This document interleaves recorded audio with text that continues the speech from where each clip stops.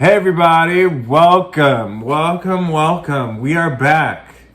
We have not, I don't know where the world has been. We have been without Love After Lockup anything for the last 3 months. Well, we're back and in full effect and clearly on the way to Love Afters and Life Afters and 2024 TV list 2024. So it's going to be a lot of this. Yes. Before we start, I need to address this because this applies to every storyline. So, have you noticed the confessional change is a little different this season? I was waiting for you to catch. I might have missed something. Maybe you did. So Matt Sharp has definitely caught wind that niggas have everything in prison but freedom. So if you notice, the confessionals are iPhone FaceTime calls while they're in their bed. Yes, I said we're getting a lot more self-filmed content. Yeah. I didn't realize that's where I thought you were talking about a confessional look with the people on the outside. We're getting a lot more it's not inmate. No, they Asanta, because I refuse to call him Asante. I literally have him as Asanta. Yeah. And they were just in there boo loving because I have opinions and thoughts. So we're just going to go with it. And I didn't want to. All right. Where do you want to begin? Let's start with abusive Native American and not her name. The $1 million matchmaker. I called her the $1 million matchmaker. She looked like Debbie Swinger. Yeah, she did. I was trying to figure it because I was like, she looks like somebody. Oh yeah, she looked like a sad Katy Perry.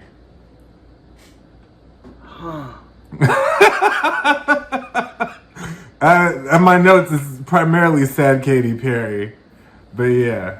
It was not her name. It was for me. Yeah. For the record is Jaden Chris, which is hilarious. For more.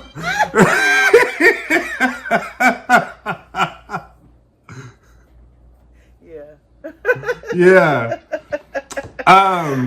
So we open with her in Goth Glam in Naples, Florida. So you already know where this is gonna go. Yeah, it's very Goth Glam. Like, honestly, it's like they took LA and put it in Florida, portion of Florida with her and her cronies. Now, before we begin, I will say this. She is 33. He is 39. Her job, because they always tell us, she is a social media influencer. And he is... I didn't catch that. Hold on. Oh, yes, Hold on. Wait a minute. I didn't catch that she was nobody's social influencer or anything. So when they put them up there, like with, who they are and all of that, it gives it with their title of what they do. And hers is social media influencer. And he is in jail for burglary and identity theft. Yeah. He looks like he looks like he is a part of the principal cast of Chicago Fire. He's definitely like 1/8 indigenous or enough for him to be able to receive reparations. Yeah. So, brief rundown. They've met online, and they got married 7 months after that. So they is very much together. She's very close. So the reason why she's dressed up is because she's getting ready for her sister's birthday party, which is very integral to the story.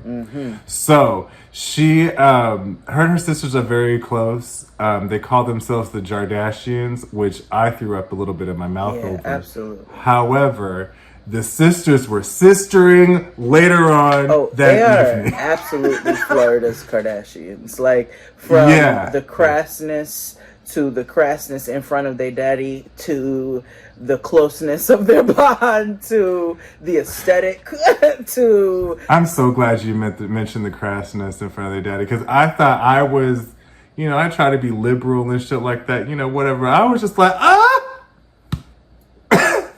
decency, decorum, what have it. Her daddy's response was funny, but we'll get to that. Right. So we go in the crib, in sad Katy Perry's crib, and she has a fabulous couch.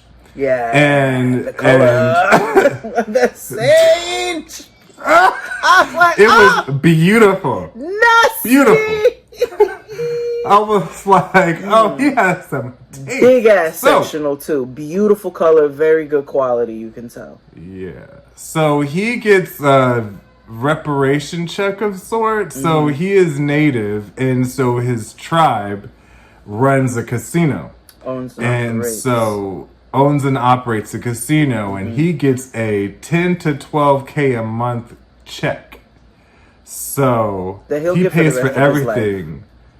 Yeah, he pays for everything. The house, the car. They got a bunch of white Floridian accessories like ATVs and shit. And they got cabanas and a pool. And now, remember when I told you I lived in Oklahoma and worked for a law firm that represented tribal business?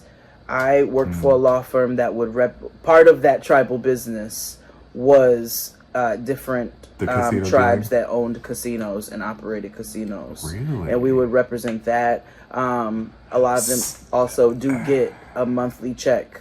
They don't call it reparations. I have a question. But they get a check from the government.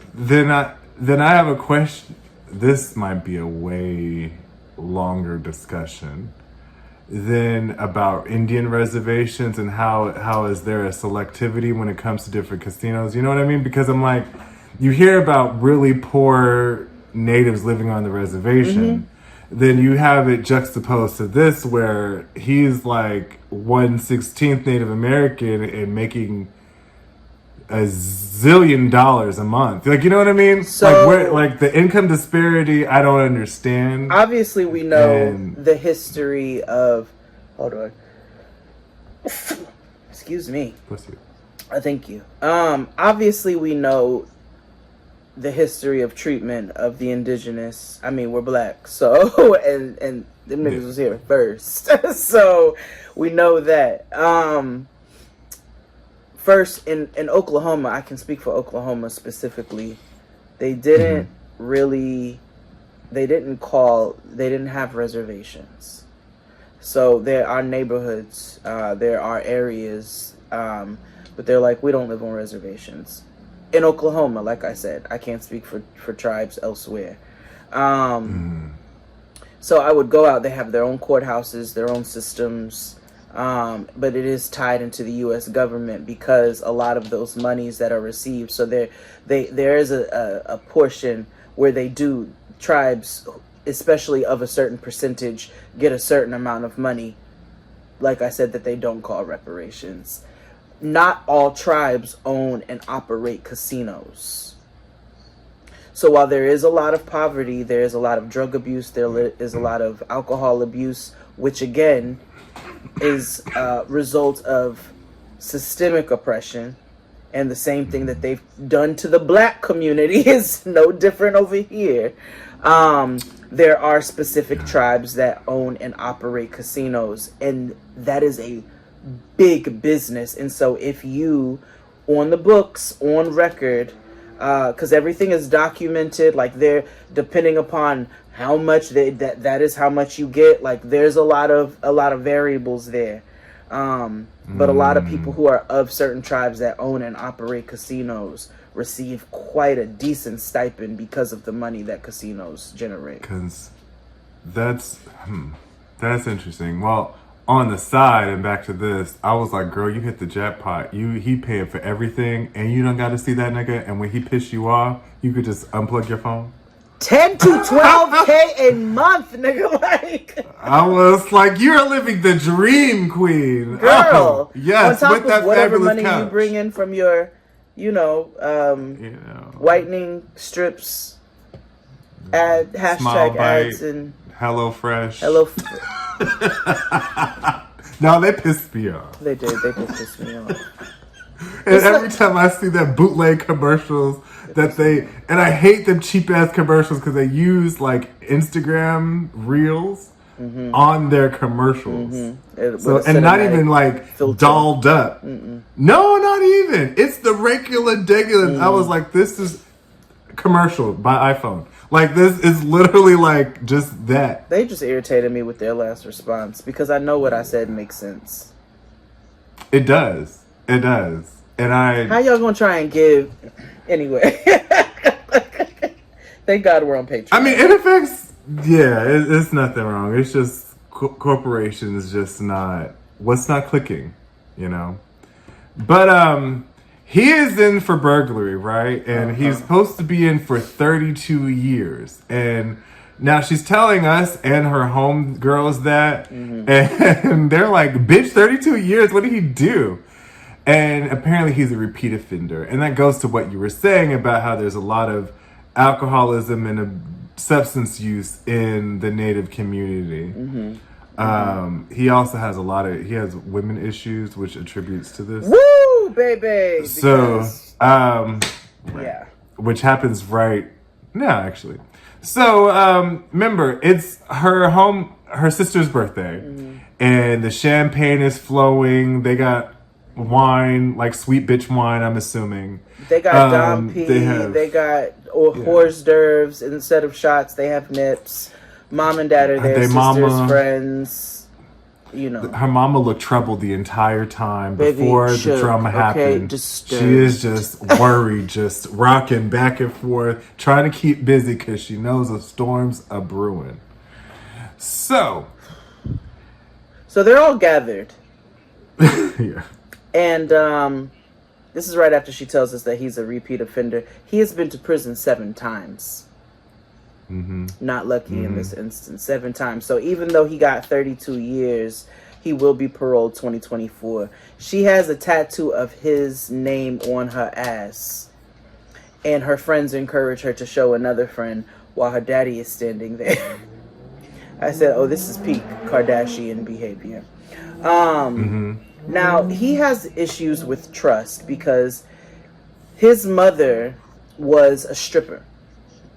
And not only and that's not why, because that's just an occupation. because in my head I was like, yeah, no, it's not because she was a even stripper. his reasoning is weak too, but okay. It is. It explains things, but it's weak. I don't like insecure niggas, period. But his mother was a stripper, but also lived a life in being a stripper. So she had multiple niggas, and she would cheat on her boyfriends with other niggas and did all of this in front of him. And so he apparently now has an extreme distrust for women. Her sister is very concerned because remember they were on the phone at the start where she was setting the party up with her mom. We're now a little over an hour into the party. People are drinking, having a good time. And he is blowing her fucking phone up. It's call, because he asked her when he can call her. She stupidly said an hour. I'd be like, nigga, call me tomorrow. Like, right. You know I'm having a fucking party. Blowing her phone up. She then finally realizes that he's blown her phone up. Mind you, she's not doing anything. She's having a good time with her loved ones. She even has a cardboard cutout of him there so he can be a part. Very dumb. But people want to force the felonious nigga on you so bad. So much. But she answers the phone, to your point, in front of everybody in the kitchen. You know, she's like, my bad, didn't see my phone. He starts going off because she's not answering the phone. And then she takes it up a notch and says, well, maybe you should not call me so much, and bangs it on him. And this is where keeping it real goes wrong. Because he was like, hold on, wait a minute, shift it back. He is calling her back to back, and she's power posing and saying that she's not going to answer the phone. And he's like, all right, bet. So he then calls one of her best friend, Cassie.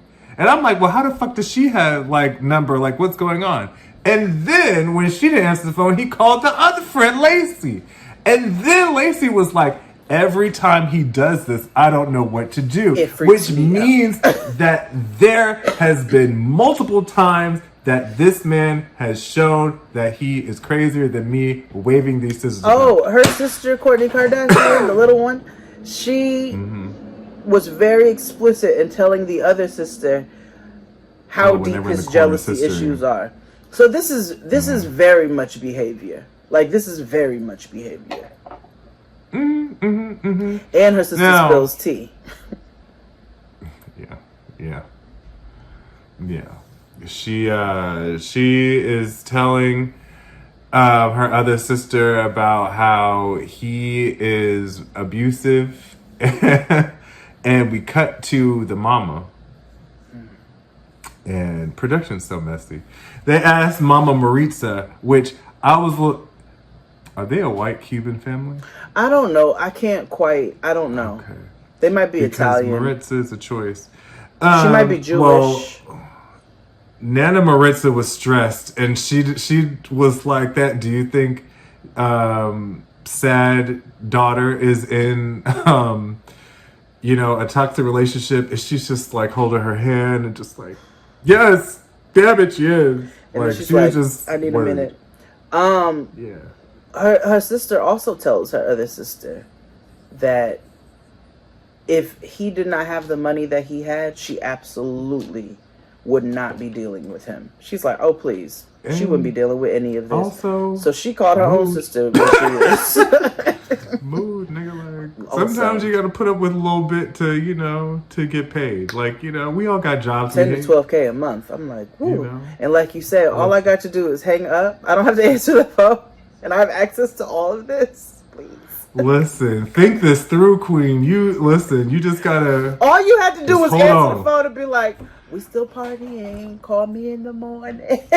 Oh my gosh, you want to FaceTime and be a part? Right. I'll pour you a shot. Everybody say hey to Chris. Yeah. Please. This is the one time I agreed y'all gotta be on chess, FaceTime. Bitch. All Play the time. Chess, bitch. Yes. You wildin'. Gosh. Anywho, that was them, honestly. Yeah. That was them. Where do you want to go next? Let's go black. It's all that's... No, there is one more white couple, but yes. Black. Let's go with who ain't gonna piss me off. Who I'm actually rooting for. Britney and Key-Rock. Oh, I was like, who? I'm hoping for my hood love couple to make it. You're rooting... Yes. Okay, I see why. Okay, yes. Although I don't think that's going to happen. I feel like Key-Rock will put Britney through the ringer. But whatever. Don't be fooled by gender constructs. Absolutely not. A nigga is a nigga. Like, a nigga is a nigga. Where are y'all at, Key-Rock? And is this it right here? Oh, no, that's not her. Because my label for them is Britney and the Baby. Because Key-Rock looks exactly like the Baby. Oh, here we go. Oh, yeah. I didn't know. Lotto. Lotto and the Baby. Yes. And I couldn't figure out who he looked like. I was like, it's not YG. It's not Young's, this person. He looked like a rapper. Okay, he looks like a rapper, though. Britney, first and foremost, is 22 years old. Key-Rock is 25. He's in for robbery. She is a student at CC's Beauty Institute, LLC. In Richmond, Virginia. In Richmond, Virginia. She is focusing on getting her life together, Britney is. And I am so proud. Yes. Mama and Key-Rock actually met while they were in prison together. Yes. She got caught up... Well, I want to even say caught up because she orchestrated it. Absolutely. But Britney was very young. She got caught up in stupid, is what she did. There you go. And she organized, she was with a nigga, and he convinced her to organize a robbery. Mm-hmm. And she did. Mm-hmm. At 18. And mind you, she's telling us she's not on confessional. She's telling this to her class while she's in school. Mm-hmm. Like while they're learning Mama how to cut a pixie. Mm-hmm. Doing a whole dye job and everything. Mm-hmm. Mm-hmm. Now, Mother Love is just up there, just doing a dye job, asking questions, right? Like, ooh, girl, what you mean? What you mean? Like, like asking the Carisha type questions, right? Like, girl, so what you mean? Like, y'all met in prison? Like, what? You saw him from across? She was like, It was the men's women and the women's prison next to each other. How'd that work? Right. And we learned that Kirok is trans. Yes. And Kirok started transitioning 18 months ago, and feels his best self. While incarcerated. So, yeah. I can't even imagine. Let me tell you something. It is very sad that, because Kirok lets us know that his father was homophobic. So when he came out at 16, his father really was abusive in the household towards him, whether that be physically, mentally, or verbally. Emotional. He was abusive to him. Mm-hmm. And I find it heartwarming and sad as fuck that he has the freedom to be himself in an incarcerated state than he did in his own home. Do better, black people. That's so fucking crazy. Like, this nigga can get his testosterone and his hormones and everything that he needs in fucking prison, which is a terrible design. More than he can get the support in his own home by the people who helped bring him allegedly love him. Right, like that's crazy. Yeah, that's so fucking wild. Now, the funny part of this is like they're going through this whole trauma mirror story or whatever. Again, while she's at Bump and Curl, and they'd be like, "Oh, what's happening?" We learn that they're also engaged. Yes, well, kind of. So Kirok proposed the same way that Ty got proposed to last season. Like, they was on FaceTime and... Well, let me back up. It's a promise ring. So Kirok decided to propose a promise to Brittany. Mm-hmm. So Kirok scammed a whole bunch of women to fund this promise ring, engagement ring, or whatever. A $4,000 promise ring. Right. Allegedly. And so, homegirl, who looked like Akbar, was like, girl, what you mean? Like, he's scamming bitches, what? And she was like, well, I used to do it too, so game recognized game. She's like, yeah, he got sugar mamas. Yeah. I was like, you know what? A couple. That is communication. Yeah, listen, honestly. Babe, I'm gonna get me a good sugar mama to help cover these bills. Because Mother Love was like, aren't you worried he might still be dealing with the sugar mamas? And she's like, girl, I don't give a fuck. She gave it very much Barbie. I'm me. I know I'm wonderful. Meanwhile, Kirok was like, I'm Knuff. Yeah, I am Knuff. I went and saw Barbie as the greatest movie of all time. I told you. I am Knuff. I am Knuff. I love that so much. That's it for them. Yeah, we'll see. Can I just tell you though, because he's incarcerated in Fluvanna, Virginia, Fluvanna State Penitentiary. I say that's not a medication. Fluvanna. Fluvanna sounds like a horrible drag name. Coming to the stage, Fluvanna Montrese. Fluvanna Mateo. Yeah. But yeah, that was we can get them out the way. We can go back white for like a hot second. Turkey bacon. Andy and Brittany. I don't have a name for them yet. No, I just called him turkey bacon. I just have a cop. Yeah. So he is. This is based in Tifton, Georgia. Andy is incel of a particular age, and he former police officer. Let me not call him an incel because he's actually a stand-up guy, despite him being a cop. So, he was a former police officer. We learn the reason why he's a former police officer later, but as for now, you know he's a former police officer. And so he's sitting with his friend AJ, who's also a cop. And AJ is like,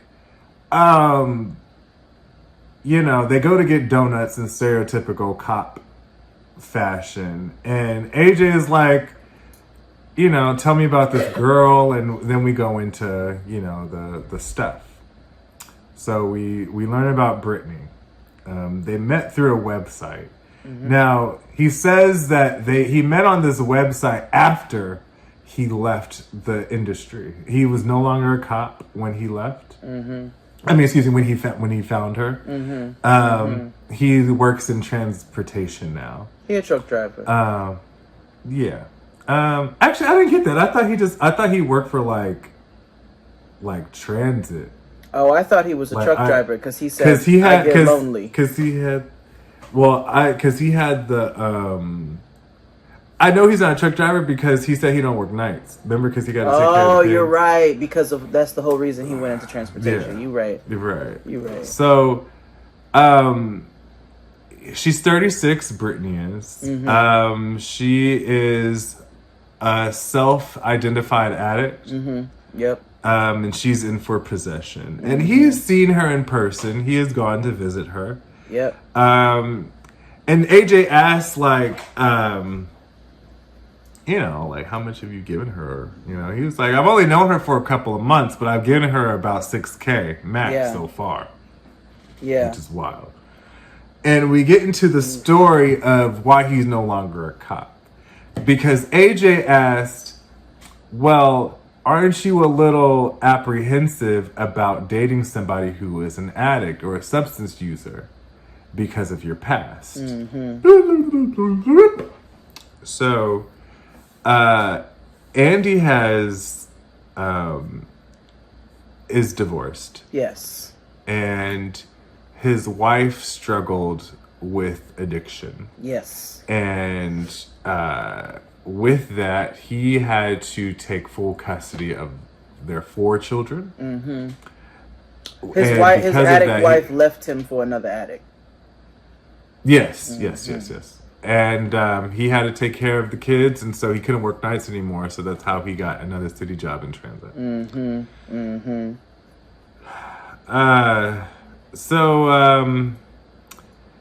He never ran a background check on Brittany. The fuck? You were a terrible cop. Listen, right. I run a background check on people that tweet me. Right. So, you know what I mean? I don't, you got to know where these motherfuckers was coming from. So his homeboy is like, okay, no problem. Yeah. In the middle of the diner. Yes, that MacBook magically appeared. What? Out of nowhere. He was like, let's get to work. That little Safari button thing, I was like, oh, I know it's real, because you could tell it was connected to his phone. Could you see the little phone notification? Absolutely, they wasn't playing. I was like, ooh, okay. And I don't like no cops.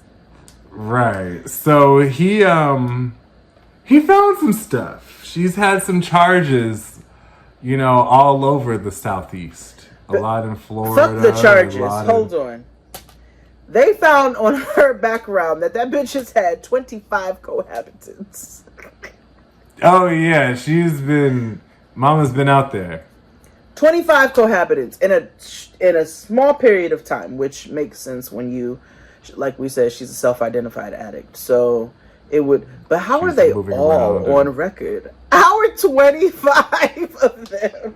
And I said that too. I was like, that's a fierce record keeping. What? Down there Where is this coming Georgia. from? Like crackheads are not opening the door for the census. I'm trying to figure out where this is like coming. that is. And they're all over the place. Did In y'all Denver, exchange- Florida. I said this lends to maybe some scamming, but that's not what she's in jail for. You know what they probably did though? What?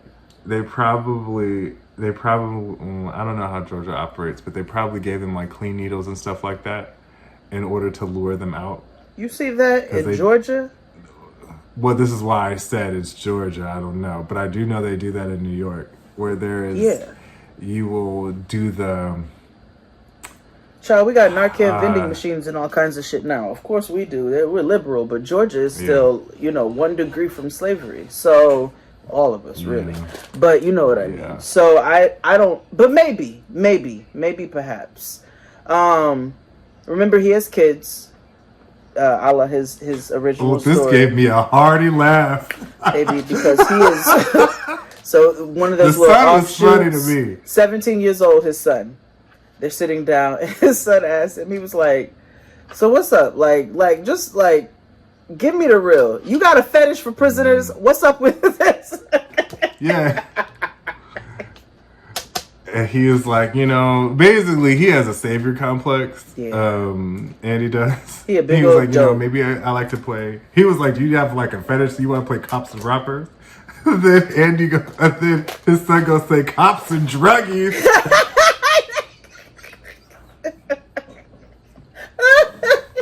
I said, ah!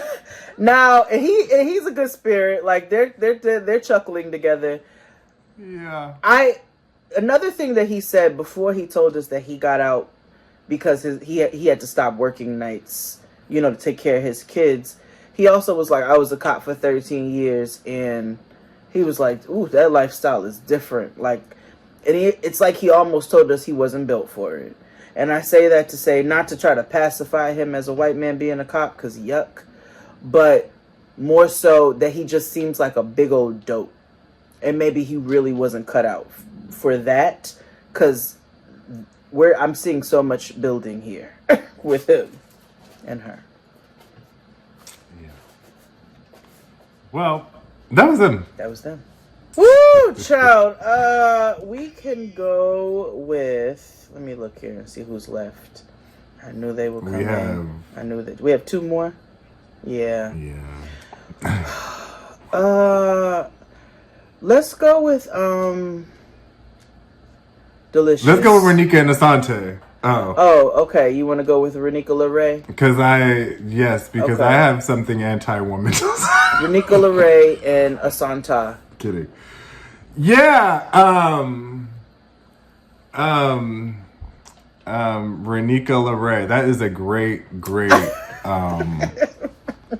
I just want to have another, When I tell you, when she came on, I was like, oh, this is my buy-in, right? Because every season I look for, I'm like, okay, why am I supposed to be invested here? Yeah, no. Mm-hmm. And I'm like, oh, this is where. It just it continued to pull me in from the moment that it started. From the moment. So, Renika comes on the screen Renika is 34. She's an entrepreneur.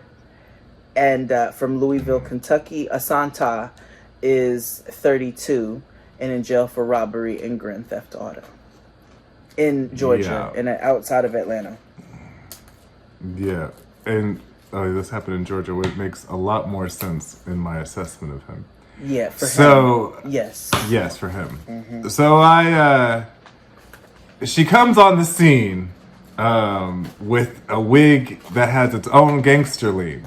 It is debatable between 27 or 40 inches, depends on who you ask. Yeah. It is lime green and blonde, not ombre, but just gradient, situation. Kind of, yeah. Mm-hmm. Mm-hmm. Yeah. It looks like an Air Max. It does. It is a colorway. She enters a salon called Sassy's, owned by Angie Stone. Owned by Angie Sassy Stone. Yeah, owned by Angie Stone. And she's going there to collect the monies from her vending machine. Mm-hmm. And restock. Now, like Jade said, she is an entrepreneuse. And she has 5 vending machines across the great city of Louisville. I've been to Louisville once. They have really great chicken. I can't remember what it was, but it was fabulous. I got family there. And they're not like regular nigga vending machines like they tell you to invest in, like with Frito-Lay and stuff. No. She has eyelash vending machines. 5 of them. And they earn about $20K each. Mm-hmm. So that she can take care of her 2 daughters. I don't know if this is Rakaya or Rikya. Who is it's 15, Jakaya and Rakaya. And Jahara. Oh yeah, Jahara and Rakaya. Now, because Rakaya, I was like, she named them after Didi Forel names. Like those are definitely like... Rakaya's name is spelled Rikya. It's Rikkyah. But the nigga in me immediately was like, Rakaya. You knew what it was. You knew it was Rakaya. I did. I knew it was Rakaya immediately, but I just, the asshole in me was like, Rikya! So, yeah. Outside of her being an entrepreneur,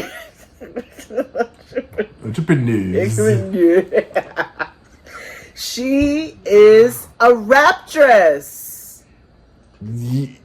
Yeah. She just caught another flight. She too wants to have a good night. Hence her name being Vernica LeRae. Now, I don't know if WeTV makes it a point to have a rapper on every season. I am starting to wonder if that is a part of their television formula. Yeah, because I'm like, does Shonda secretly work for WeTV because it's like the Growing Up Hip Hop? Mm-hmm. Toya and Reginae got another show coming out. I saw that is coming. No, yeah. Don't nobody want to see Reginae. Everybody like Toya. Don't nobody want to see Reginae. If y'all not gonna call your daddy, I'm not tuning in. Right. Or like Toya and Resume. Like I just hello, like, let's have fun. Okay. So she was talking about she's moving to Atlanta to be closer to be with Asanta. In a couple of days. So she said that he made her all, gushy and all that good stuff. Yep. So let's get into Asanta. Wait, hold on. The way that we are learning about all of this, like you said, is because she's talking to Angie Stone as she's stocking up these eyelashes in this vending machine. And I just want to note, did you catch the lady who was getting her hair done's face? She was me. Disgusted. The entire time. Disgusted. Because you mean to tell me that you up leaving your life. And mind you, she's telling Angie Stone all the emptiest of platitudes. Absolutely. When we be together, it's gonna be easy and fun. And Angie Stone is like, yeah, and Angie Stone was like, you ain't got no job. Your life is her. And Mama in the back with the rollers in is just like, girl, get some backbone, stand up. And Angie Stone is also a terrible businesswoman, because when she came in there to stock them eyelashes, she's like, girl, I'm doing good. She's like, girl, because they are eating this up. You need to start giving me a cut. And I was like, you don't get a cut? You don't get paid for this vending machine being in here? Or are you trying to take more off the top? Which one is it? I think she want more. I think she has to want more. There's no way that shit is in there for free. Yeah, no. All this was staged, though. But continue. Right. So, Asante is talking to us via FaceTime while he's in the bed in his jail cell. And masculinity is a construct. I get it. You know what? I'll get flamed. It's okay. For one time, not once, but for once, I will say that I immediately was like, girls! Thank you! Thank you. All you needed to say. Girls! Yes, I did. This is not, I'm not trying to clock nobody but it just, for somebody to be uprooting their entire life and their 2 teenage daughters who are at pivotal teenage ages. Those are the times you just sit them and lock them in a room and listen and have them only listen to the cool vocal stylings of the Winans. Right, because or like I can't Najee. imagine being... But like yeah. but this is when you decide you want to uproot your life, and it's for a nigga that I am pretty sure does not really want to do this with you. Y'all like the same thing. He wasn't even convincing in his speech. That's really what made me be like, the nigga was like, yeah, I love her. And I was like, yeah. Meanwhile, Angie Stone's back at the shop. What's up, Miss Got a Man in Jail?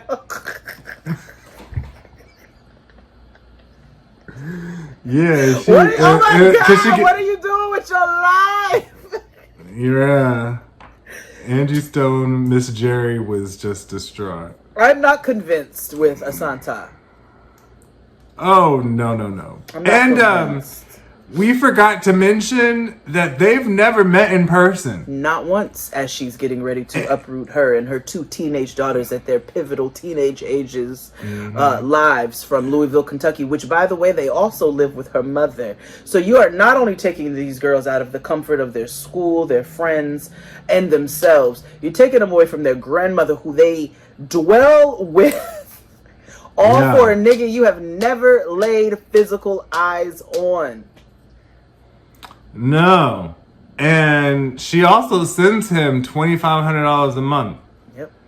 And so Angie Stone flipped. She was like, get out, go ahead. You giving this nigga money!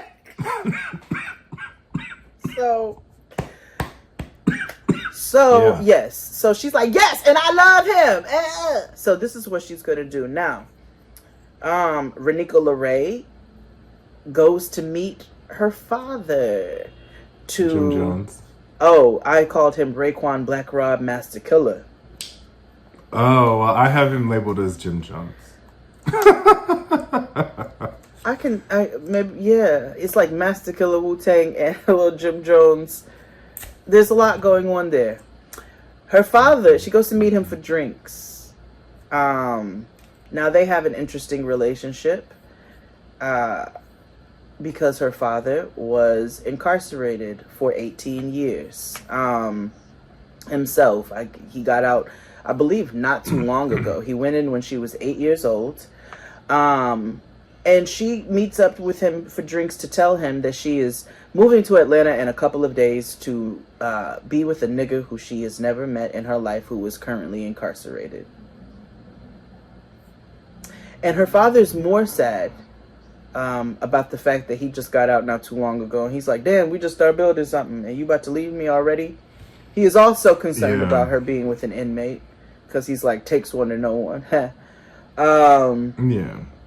And you can tell that their relationship is not estranged and has not been estranged. And he's also concerned that her and her siblings visiting him while he was incarcerated played a part in the decision making that she's doing now. Yeah. And also, it was just a lot to dump on him at once. You know, she just told him everything. And the way she did it. It was a matter-of-fact kind of way.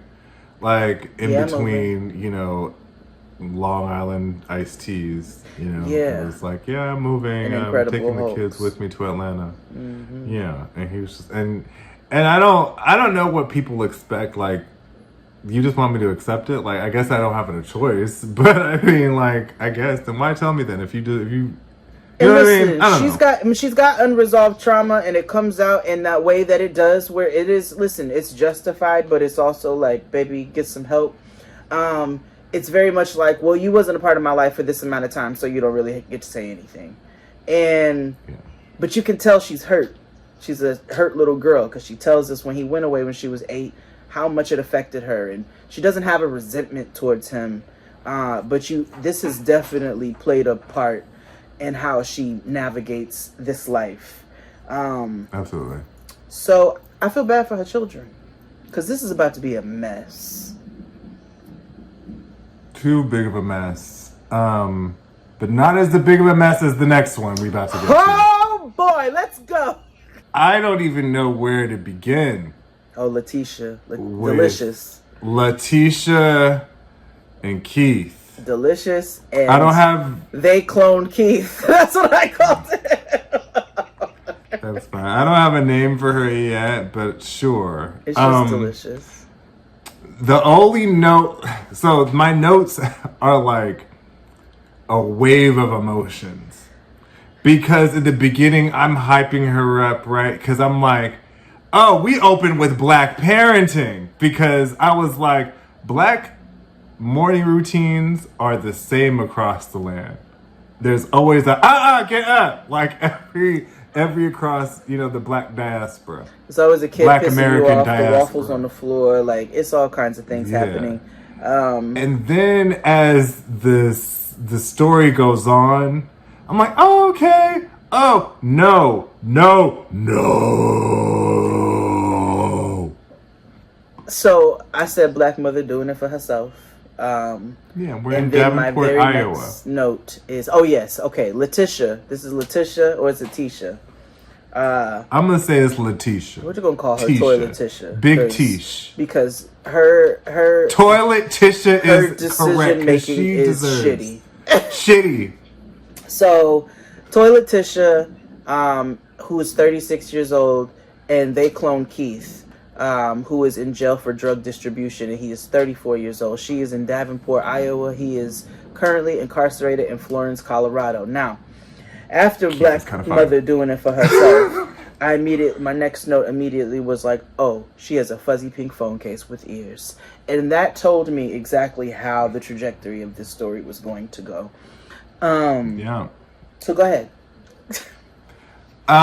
Keith is kind of fine. Not gonna hold you. Keith is not bad looking. He's not at all. And I'll just go with that. He's in for drug distribution. Mm-hmm. We also get a window into how much or lack of self-esteem Letitia has, because they met not through the internet. They met through his cellmate's girlfriend. Cousin. Mm-hmm. Oh my God. Yeah. They met through his cellmate's girlfriend's cousin. No. Was like, his cellmate was his cousin. They happened to be locked up together. His cousin had a girlfriend, and his girlfriend had a homegirl. Oh, okay. Then I added an extra tier. All right, fine. That. They have met in person. After a few months, she was pulling into Walgreens, and he called her and proposed to her. And she was like, nigga, that's not how you do it. Because it was actually 2 years. There's a right way. So they met in 2020 during the pandemic. My time. I looked at the marriage certificate, and they got married. It's only been May of 2022. Yeah, so they've been together for a minute. Mm-hmm. Now my note by here says, "Oh, I like her. She's fun." By here, right? So we learn that she has. Now my first note says like, "Oh, she's an accountant," but I don't think that's it. She owns a taxing and accounting firm called Boss. The decor is glam. It is glam girl boss memorabilia throwing up all over that office. And that tells me a lot. Everything that you all love at Ross and TJ Maxx is there. But like not you specifically. Girl boss moves, bossy girl, Eat, Pray, Love, all that. Bitch. Yes. Yes. With that font. Mm-hmm. The cursive. And she is she's a piece. You don't watch Selling Sunset? No, Tristan does though. For those who watch Selling Sunset, there's on Selling Tampa. She reminds me of Sherelle. and Sherelle is Ocho Cinco's baby mom's. Oh, okay. And she runs a brokerage firm, and she acts just like Letitia. And so Letitia comes in a bodycon dress, because why wouldn't she? To work, yeah, with no panties on. Which she lied, because you could clearly see the panty line. Oh, she's wearing black panties on a hot pink bodycon. Okay, so lying about you not wearing panties is like, why? Right, with pink fuzzy, but like when she got to work, she left a horrible taste in my mouth. So then, she's talking to her like her coworkers, team, any type of way, her staff, any type of way. Now her staff, I get it, you know, the economy's everybody bad, needs a job. And everybody needs a job. But sometimes H&R Block might be a little better, because so she pulls her team into this little room, and she was like, so love is under new management. It's not just gonna be me the boss. I am allowing Keith to be co-manager and run this business with me. But she came in like the vixen, and it was very so much hot like, with so much y'all vitriol. have a new co-boss. My husband is going to be running this business with me from jail. Okay. Do you want it? It looks like you have a problem. Do you want to have a problem? Or any of y'all can leave. Now, I hate when people don't allow others to have a reaction based off of especially when you telling me my new manager is in prison. Girl. And her rationale is, well, he's good in business because he distributed drugs. You know that I noted that. Because if you all are anywhere in the vicinity of this Iowa, don't go to this lady to do your taxes. You will be audited in a couple of years, I promise you. Days. And let me tell you, her other rationale was getting business from convicts, because they deserve to file taxes with the 17 cents they earn a day. And because Keith has access to this clientele, LOL, that it would be an easy market for them to reach. Now, what makes you think you gonna get your fees after? She gonna do what first of all, she's not bright for several reasons. No. Oh, because this is predatory. This is like a payday loan. But like what I could see her doing is taking the refund off the top, and that would cover the service fees for her company. Yeah, but also if your refund is $132. Right, that's not gonna work. And also I guarantee that a lot of the people that they are going to service have restitution or back child support that's going to be eaten up by taxes. So, and when that's not being racist, that's being realistic, because of how this bitch is saying she's getting ready to run her business, and by how she deals with her staff.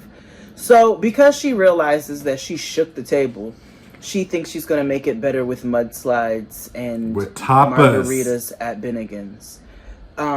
So she takes her staff out for happy hour. And so, we're at the bar while they're drinking their mudslides and eating empanadas. The things that's going to do. When did espresso martini when did we leap from mudslides to espresso martinis? Because that's the exact same thing. It's not actually at all. But because I love espresso martinis, and mudslides are milkshakes. Espresso martinis are actually not intended to be overwhelmingly sweet dessert drinks. These nigga versions are. Oh well, it looks like Starbucks in a highball. Theirs did. So it was all kinds of caramel drizzle and all sorts of things happening. A whole bunch of confectionery accoutrement, and I was like, this looks, culinary. Also, when did we start drinking espresso martinis with the tapas? Like, are dessert cocktails not a thing? So, is it just me? So I love an espresso martini. I'm not drinking it with my pasta. Like, those are the people who twerk over pasta at you're brunch. Right. You're right. Listen, you're right. You got to it's okay to separate things, friends. You can go to brunch and then go to a day party. You could have a meal and then have a you can have a fried lobster tail, but it doesn't need to be on top of a waffle. Like, it's just... yeah, and cocktails doesn't have to always come before. You could have an after dinner cocktail. You could even space it out to have 3 cocktails. You have a pre, mid, after. Yes, and they don't all need to be espresso martinis. No, at all. With these savory ass dishes. So as they're sitting there enjoying their dessert drinks with their savory foods and fucking up all of their digestive systems, the one coworker's like, so did you tell Addie. her? I call her Addie. Did you tell her? And the other one's like, yeah, we talk. No, you didn't. She said, oh, so she told you that she used to talk to your husband? She came in like Chloe and was like, do you ever think about who else is fucking your man? And she proceeds to turn to her staff, her employee, and say, did you fuck my husband? And that is where we left it. Now, she seems, because of all of this girl boss memorabilia and these 3 p.m. espresso martinis with shrimp and, just so many things that were going on, the way that meeting went, the way that she announced this to her staff, she would be the type of basic ass bitch that would be mad about somebody who dealt with the nigga that she is currently dealing with before they ever knew that person was a person. But also, this is going to get messier and stupid. And I can't wait. But also, and I don't want to be on her side, but also, bitch, you know who my man was. And well, if there's that, then it's also like, you know what I mean? And the way that she said, yeah, I talked to her, you lied. Yeah, you lied. Which lets me know this is currently ongoing. Which also tells me that this shit started a lot messier than how they're saying their relationship started. Oh, absolutely. Absolutely. And a 6'5" nigga with locks and a grill. Did they say in Davenport, Iowa? Yeah, he's tall. You see what I mean? I get it. She said she got wet behind them gold teeth. Yeah, I get it. And mood, I get it, queen. But I just, they ain't worth it. It's not worth it. Let me tell you something. But also, I'll be motherfucked to bring a nigga of any stat. I don't care where you live, whether it be in the jail or down the block. You not coming into my business. Yeah, that's what I was gonna say, right? Like, I want to know, like, what type of, like, how lonely are you? Or what type of game does he have to brainwash you to thinking that this is a salient and sage idea? Because y'all haven't even fucked yet. Because, no. And that's not even a reason or an excuse for you to bring a whole nigga into your business. But y'all haven't even fucked yet. You don't his know dick him. By a vending machine through his pants. Talking about marriage. Yeah, I can marry you. I just had to make sure I knew what I was working with. I don't know. Heterosexuals I don't understand. Because here's my thing, right? yes, making your man a part of your business is one thing, but like, how is that legal? Because like, you're gonna have to put his name on things, right? Mm-hmm. Like, you're gonna have to put like, if he's a manager, you're gonna have to put his name on the books. But that's difficult because he's in prison. So therefore, you want somebody who has a prison record to, not to say I'm judging people who have criminal histories. Of course, I feel like depending upon what you did, you might be able to work some shit out. You know what I mean? But I just don't know about forensic folks dealing with money in that regard. Right? That's why I said any nigga, anywhere of any status is not coming in on my business shit. No, regardless if you did the whole thing started through Canva, because that's what it looks like. Absolutely. But yeah, she started her whole business with a Canva. She also has a t-shirt business on the side. Dream. There is definitely a printer in that office. Oh, absolutely. Mama got a PPP loan and went ham. What lost her fucking mind? Okay. But that was them. We're about to be in for a wild MFing ride. At least I hope so. I hope so. I hope so. Because it's been a minute since we've had. Hopefully they were gathering our good staple content. back. Since they refused to employ us in any way, pay us any sort of anything. Right. They the need least you to. can do is give us good content. Exactly. And regular season starts back up in September, so I'm thoroughly excited. So. I always love doing a nothing but an appetizer for in a setup. That's all that is. Which reminds me, Justine should have had her baby, or it's coming soon. Oh, hold on. Let me look at Mills Montana's Instagram. Oh, yes. Let's see. Hold on. Let's look. Wrong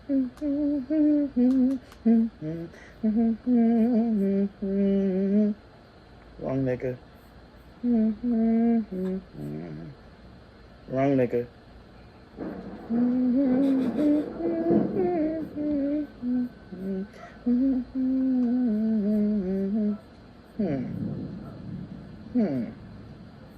No, there's no way a nigga like that deleted his fucking boom. Ah, of course, you always have to add the real beforehand. Oh, yeah. The realness. Okay, let's see. Well, he hasn't posted anything, but she posted last July 4th. I have to be the luckiest girl in the world to have you. But she was still very pregnant. But remember, we be learning about their pregnancy as soon as it fucking happens. Well, no, but remember they said it's supposed to be like late July, August of 2023, so... As of... And you know, they'd be going dark when they filming, so I have a feeling that they... As of July 14th... So, okay, first of all, this post, you know how you see like one comment? The comment says, girl, you've been pregnant almost 2 years. To your point. But it do be feeling like forever. And I feel like the break that we got from them was really not that long ago. And I don't think that there's a lot of filming time. Like, I think we get a lot of like real time and you know, maybe a month ahead of time and shit like that. So, she might like be in labor right now. Maybe. It's July 25th. Let's see when they say that baby gets born. Okay. Well, with that being said, let's get out of here. Thank you all for watching, and we will see you all next time.